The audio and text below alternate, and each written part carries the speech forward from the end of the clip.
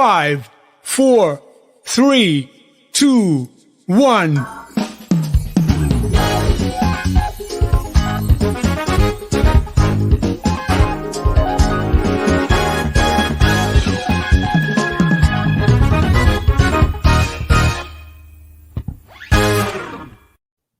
Hello, everybody. Welcome to another edition of the Gringo Show. So glad to be back with you. We have a great show for you tonight. One of the most important infectious disease doctors in the country will be with us. No, not the one who goes to nude beaches during peak times of COVID.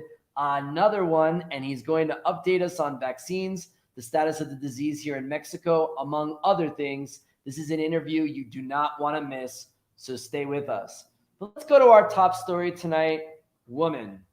The past Monday marked International Women's Day, where people all over the world put up a purple Instagram photo and come up with really inspiring quotes and poetry. I was like, wow, Mr. Abs, with 150,000 followers, because you flex your muscles and smile at the camera, you're also so insightful, man.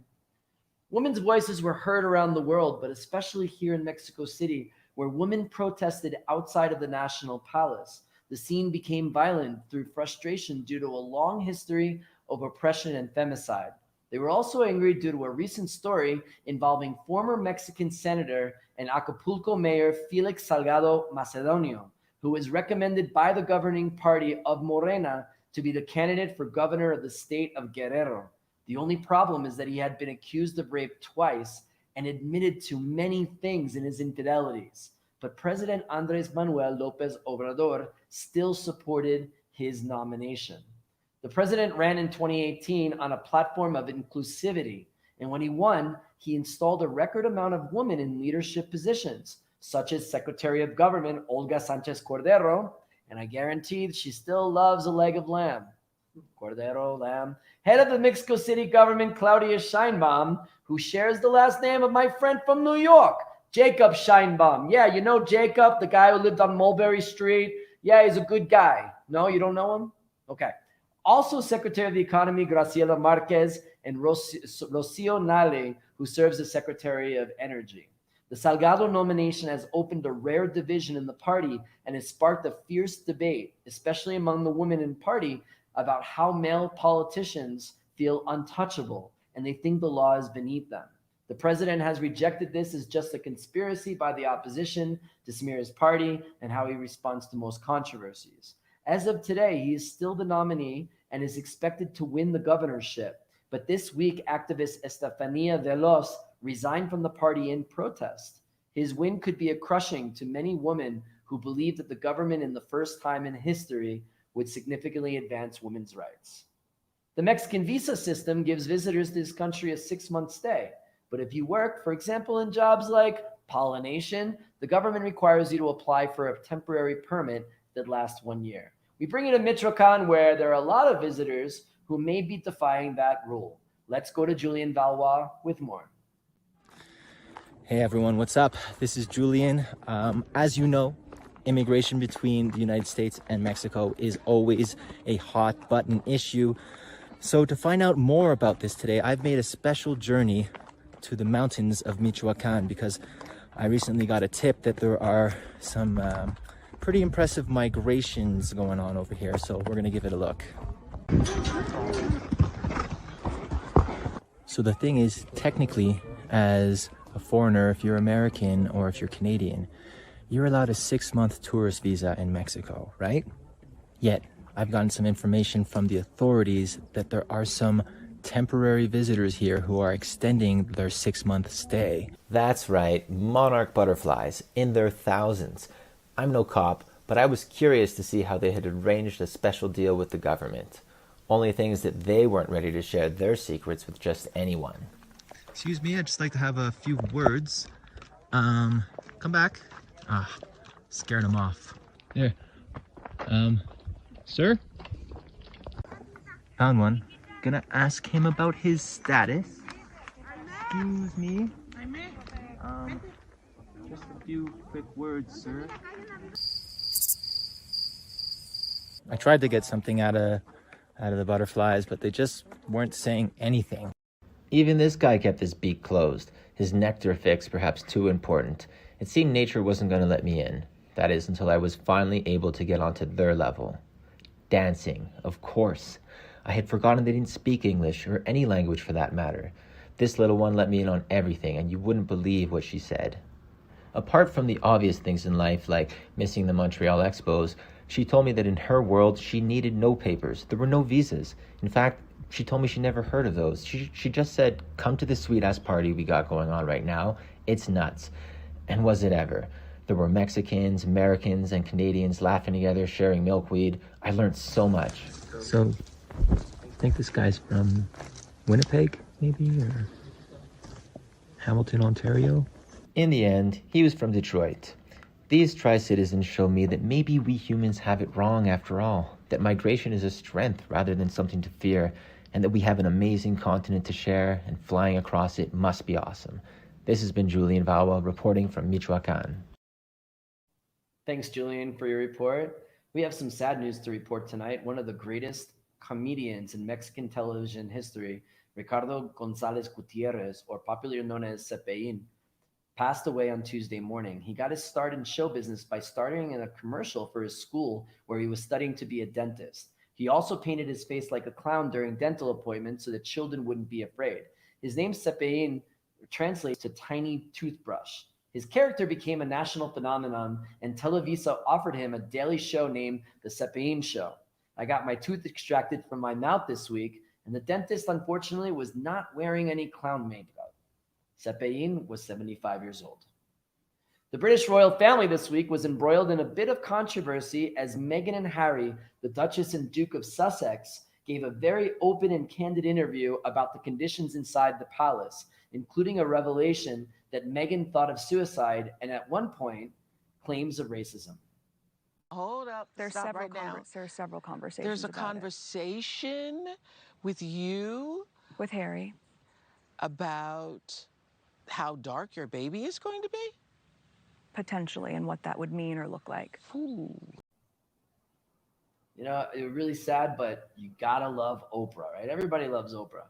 Many said the interview was strikingly similar to an interview Harry's mother, Diana, gave to the BBC's Martin Bashir in 1995. Said everyone in Mexico, of course he married his mother. I tried to get a comment from Mexico's royal court, and I could only catch up with Lady Profeco. ¡Grábalo! ¡Grábalo! ¡Pero grábalo bien! ¡Con la que vivimos! ¡Patrulla! ¿Patrulla qué? ¿Patrulla qué? ¿Ya estuvo qué? ¿Ya estuvo qué? ¡Súbete a tu puta patrulla, cabrón! Yes, of course, Mexico's royalty, the ladies and lords. The Tokyo 2021 Olympic Committee decided this week to have 118-year-old Gane Tanaka, the world's oldest person, carry the torch on his journey through the country. I mean, should a 118-year-old person be out of the house and lighting a torch at the first COVID Olympics? Although I'm kind of surprised about that. And what are old doing this stuff? Like, are they going to put a plastic bubble around her and then resulting in the plastic burning the torch and boom, voila, or akuso, which means oh shit in Japanese, an Olympic catastrophe is on our hands. Be careful over there, Japan. The idea came after Mexican ambassador Melba Pria suggested Chabelo for the honor. Yeah, you know, I have Mexicans on our writing staff, right? This is one of the greatest jokes, guys. In COVID news, the vaccine is so widely available, you can even get it on the metro. Es la nueva vacuna COVID-19, mira, directamente de Rusia, va calada, va garantizada, mira. 10 pesos te vale, 10 pesos te cuesta, es la vacuna COVID-19. But seriously, Mexico City continued this week in its program to vaccinate its elderly citizens over 60 years of age, focusing on the municipalities of Miguel Hidalgo. And are you ready? Apotzcalco. Say it 5 times. If you can't say it, you can't go. That's why I think I've only been to Azcapotzalco once, to make a pilgrimage that every Chilango should make to the original El Bajío restaurant. You got to do it. Enchiladas, great Mexican food. And I don't want to knock Azcapotzalco. Did I say it right this time, guys? It seems like a beautiful community, and maybe I should go there, although Azcapotzalco means anthill. Something I don't think I want to go to a place. Hey, on Saturday, you want to go to an anthill? No, bad news. I hear Montezuma buried a treasure there, but if you read its Wikipedia page, it's not nice. Residents of this area are called Chintololos, and is derived from the Nahuatl word Sintli Tolonlontic, which means excessively round ass. Yes, oh baby, you got a big butt, and I cannot lie. And by the way, are you from Azcapotzalco? Guys, this is in May. This is Wikipedia, all right? Also, you can visit the headquarters of Sterren, you know, that electronic store that has everything, but it may only work for a year. And 65% of the municipality is occupied by about 500 industries which use toxic substances. I'm thinking someone from Gustavo Madero, like the neighboring alcaldía, wrote this page or wrote this script because they must be rivals, right? Like they must be fighting each other. But just remember about this place, big asses. But going back to COVID, it seems like things are easing in Mexico, and especially in Mexico City, where hospitalizations that were once at 89% have gone down to 47%. However, the disease is still prevalent. Just yesterday, 200 people died in Mexico City, and the vaccination process is taking a very long time. But for more on this, I had a chance to speak with Chief of Internal Medicine at the Center of Infectious Diseases in the ABC Medical Center to talk about more about all these crazy things that are happening. Let's take a look. Okay, Dr. Moreno, thank you so much for joining us on the show today. Dr. Moreno, are you the guy that was at a nude beach during Semáforo Rojo and hanging out over there, or is that another infectious disease doctor? I think that's another infectious disease. You don't go to nude beaches during quarantine, right? You're a little bit safer. No, not at all. Dr. Moreno, let's get started. I have a lot of questions for you because I know that our viewers are really interested in a lot of things that you have to say, especially with your work at the ABC Hospital. The most important one is that the vaccines are happening. There are a lot of people in Mexico that are feeling that it's not safe, or they don't know because they're saying that vaccines have taken 10 years or 15 years to develop and prove, and this vaccine has been fast-tracked. So we don't really know the efficacy of it. They just announced in Norway and Denmark to ban to stop the AstraZeneca vaccine because of blood clots. So are people's concerns real, and what would you say to them?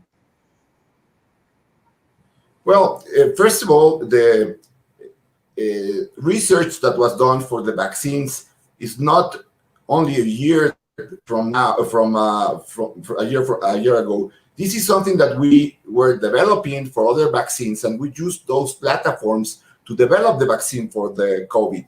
There was a lot of research in the HIV vaccine, the Ebola vaccine.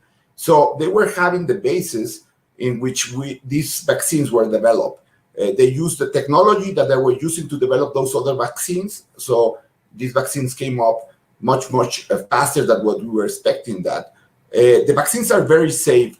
Now, these type of things that like the one that happens in Denmark and Norway, it's they see 2 or 3 cases and they try to protect the patients from having some side effects. It's like, for example, when the Pfizer vaccine was started in Norway, they reported 33 people that were dead after 4 months they received the vaccine. And that's because the protocols check patients for 4 months after they have the vaccine, and if they die, they do a look to the chart and see what happened. That doesn't mean that the vaccine was the reason for those people to die, but they have to do all the research to be sure that there was no relation between the vaccine and the cause of death. There was even a case in which a light went down and hit the patient, and the patient unfortunately died. And that patient was in that protocol in which they needed to know if there was no association between the vaccine and that accident. So they are very meticulous in trying to define if there's anything that we are concerned. Denmark and Norway right now stop using the vaccine, but they are not sure if there's any correlation between the AstraZeneca vaccine and the clothing. Remember, AstraZeneca is the second vaccine more used in the world after Pfizer. Pfizer is the first one, AstraZeneca is the second one. There have been more than 80 million doses of AstraZeneca. So if there was a clothing problem with AstraZeneca, we will know from a lot of countries. And this is not something that we have seen. So also, we're talking in Mexico, we're getting a lot of the Chinese vaccines, the Sputnik vaccine, and I know that the Mexican government with the UNAM is developing a Mexican vaccine. How safe and effective are those vaccines, and could we trust them in getting them here? Well, the thing is that you need to have the complete research from the vaccine. For the Sinovac vaccine and from the CanSino vaccine, that are the two Chinese. CanSino is a viral vector, and it's only one dose. And the Sinovac vaccine is a vaccine made from inactivated virus. Those vaccines haven't finished the phase 3. So I'm a little bit concerned of using those vaccines in Mexico without having the phase 3 study completely done. The Sputnik vaccine had that reported in the Lancet, and they were reviewed by partners. So the Lancet is one of the best medical journals. The only issue with the Sputnik vaccine was that all the studies were done in Russians. So there was not a study done in general population, but it seems to be working very well. And it's using two types of adenovirus, 26 and 5. So it seems to be a safe vaccine. I know that it's probably something that is not going to be used in the States, but because they are using more the American and the research that they have done with the Moderna, Pfizer, and the Johnson & Johnson vaccine. Right. Okay. So a lot of Americans or a lot of people who have the means to travel to the United States are watching tonight.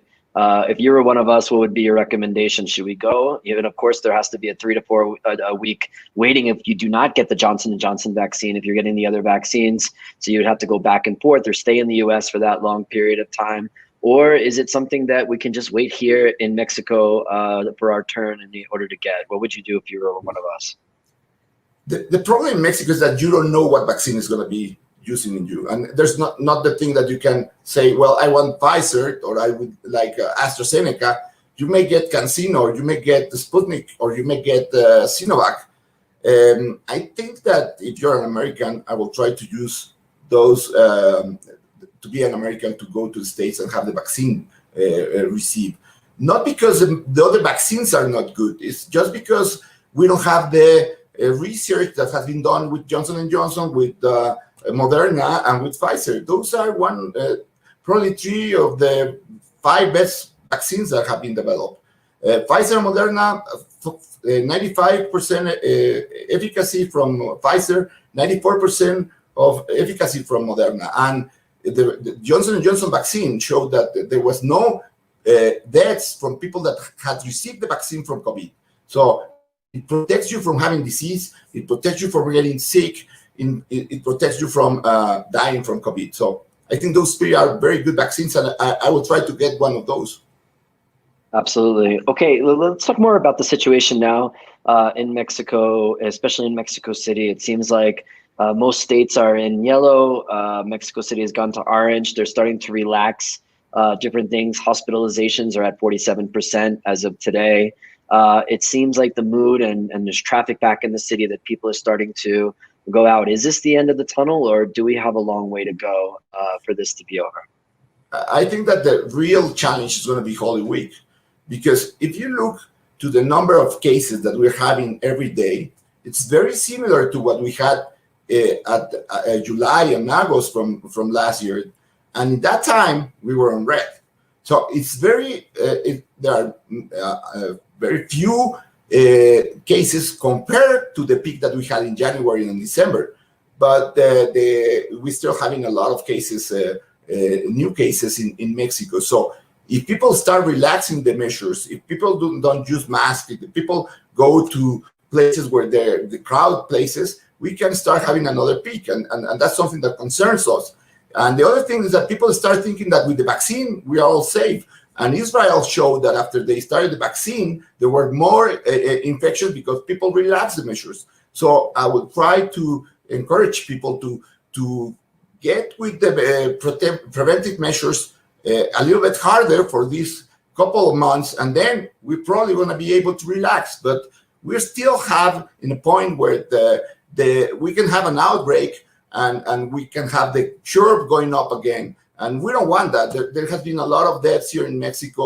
The numbers, the official numbers are very low compared to what we think that it has happened in Mexico. Right. So how are things in the hospital where you are?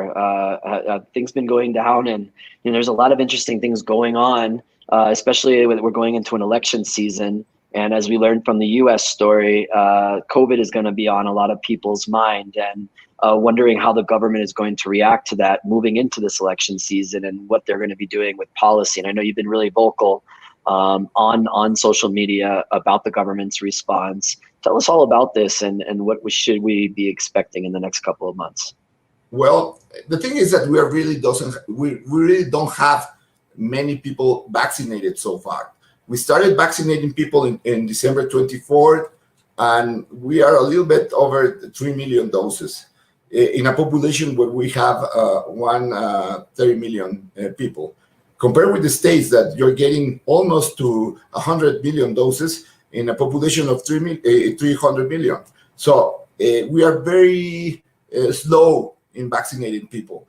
And so I'm a little bit concerned if this continues to be that way, we may need a lot of time to get everybody vaccinated. And the problem with slowing vaccination is that we can start having new outbreaks. And we have seen what's happened with the variants, with the different types of the COVID variants that have spread from England, Brazil, and from South Africa. So I think this is something that needs to be approached as a world problem, because if you have countries where you are not controlling the disease, you may start having variants, and one of those variants could make all the vaccines do not work, and we're going to be starting like we were in March of last year. Absolutely. If the U.S. gets into herd immunity, as you say, like everybody can get a vaccine by the end of May. It's been widely available. I know I have a lot of friends of my age that are actually getting it now. How will that affect Mexico? Should I be making some plans for the summer, for the fall? In your perspective, when are we going to be able to get out of this? Well, I hope the government understands that there need to be a real job from everybody, from all the sections of the country. We need the private to be involved. We need the industry to be involved. We need all the programs that we had from all the vaccines programs to be employed to try to vaccinate it as much as 500,000 people a day. We are getting to 200,000 people a day in the last couple of days, but that's not something that is going to help get us from the COVID in this year. So we need to increase the number of doses that are applied, and for that you're going to need the help from other sectors of the country. And this government has been very close. They try to manage everything by them. This is something that they can't afford to be doing by themselves, because there's no possibility that they can make all the vaccines that need to be done in the time that it needs to be done to control this problem. I understand. But I just want to say again, Dr. Moreno, you have done so much great work. I know a lot of friends of mine have relied on you and your staff. And I always say in my year, like, oh, I'm complaining that I'm indoors, but I just can't imagine the year that you've had and all the work that you've done to save lives this year. And let's hope that the government knows that an election is coming and that they could be riding on the COVID response and they make some changes and make things happen faster in the next 3 months. But thank you so much for joining us on the show, Dr. Moreno, and all of our other support is with you in these coming months, and hopefully we won't have another peak again. Yes, thank you, Dan, and good night to everybody, and try to be careful. We're still in this time of the pandemic where we can't relax. We need to be very careful going out with careful measures, use the mask, avoid crowding places, and be washing your hands every time. And if we get these 2 or 3 months over, we may be starting to see the light real coming on. Let's hope so. All right, Dr. Moreno, thank you so much for joining us. Thank you, Dan. Take care. All right, that was Dr. Moreno joining us earlier today with some really important information about the virus. Just hoping that we're going to get out of this soon and start saving lives and not seeing all these deaths. But let's switch gears a little bit, because if we're going to be thinking about COVID and getting sad, let's think about something fun like St. Patrick's Day. Next week marks St. Patrick's Day on the 17th, on Wednesday. And you know, your last fun, kind of worried, but not so much party because like COVID was creeping up party last year. Well, this year, we know that you can't do all those crazy parties, and Pinche Gringo Barbecue has a different take on it. So we go live, welcoming back for the first time in 3 months after having her babies cooking, and she's here now, Lila Garcia Mora. She's back from leave. We're so glad to see you. You look awesome in that green, and I'm happy, Lila, about this segment because I get to eat and I'm hungry. So this is our Guinness box. While I unbox this, why don't you describe it so you can see it? Perfect, Dan. Thank you. I'm so glad to be back in the show. Well, as Dan mentioned, we are celebrating St. Patrick's Day, and we are working with Guinness in an amazing offer for these next weeks. So I sent you delicious Guinness beer and a corned beef sandwich. And this is only one part of the things that we are done. Don't throw it away. Please, don't waste it. It's getting everywhere. Keep going, Clyde. Keep going. Keep going. Well, this is just a part of the offer that we're going to have for this month. We are going to celebrate St. Patrick's for the full month. We have a corned beef offer and a corned beef sandwich for the full month. And we have a pre-sale of an amazing, amazing pair of dishes that we paired with Guinness beer, that are the Guinness barbecue ribs and the Guinness burnt ends that we're calling brisket tips. And you're going to see how we make them in a video in a couple minutes. So let me know then, how's the sandwich? Corned beef good. Salted potatoes good. There's some cabbage here. Yes. Some good cabbage. And yeah, it's delicious. How do I order this stuff, Lila? Well, it's in my mouthful. You hate that, I know. You can go to our webpage, pgbbq.mx, and there you're going to find the offer. We're doing pre-sale, and these dishes that we pair with Guinness are limited offers. So I suggest that you go online and you buy them right now. And the dishes will be available from the 17th to the 21st. And we are also having our WhatsApp number available for these orders. And of course, you can go to our locations. We have open spaces for you if you want to go and have your lunch there. And if not, you can stay home and day drink Guinness and eat corned beef and barbecue ribs. I'll wash that down. All right. I shouldn't talk with my mouth full, right? I know you hate that, Lila. Thank you, Lila Garcia Mora, Commercial Director, Pinche Gringo, and our sponsor. Let's roll one little clip, and then we'll be back for the ending of the show. Go ahead. Los brisket tips o burn ends son el secreto mejor guardado de los pitmasters. Pequeñas porciones de brisket con el balance exacto entre grasa y carne magra, cortados y sazonados con una receta única y glaseados con una preparación especial de cerveza Guinness. Algo así como un premio para los conocedores del barbecue.